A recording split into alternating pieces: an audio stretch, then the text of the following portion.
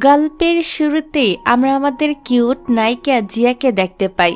জিয়া হাসি মুখে আমাদেরকে বলে, আমার নাম জিয়া, আমার বয়স 27 বছর, আরে না 17 বছর। তখনই সে সিরিয়াস হয়ে বলে, সম্প্রতি আমার সাথে একটা অদ্ভুত ঘটনা ঘটেছে। 27 বছর বয়সে এসে আমার মনে হচ্ছে আমি আমার 17 বছর বয়সে আটকে গিয়েছি। আর এখান থেকে 10 বছরের পরের কাহিনী দেখানো হয়। আমরা আমাদের কিউট জিয়াকে তার এক বান্ধবীর সাথে দেখতে পাই। তারা দুই বান্ধবী তাদের স্কুলের পুনর্মিলনের একটি অনুষ্ঠান নিয়ে কথা বলছিল। জিয়া তো সে অনুষ্ঠানে যেতে চাইছিল না। বান্ধবী বলে, দেখ স্কুল লাইফ শেষ হয়ে গিয়েছে, অনেকদিন হয়েছে। স্কুলের পুরনো ফ্রেন্ডদেরকে আমরা কতদিন ধরে দেখি না।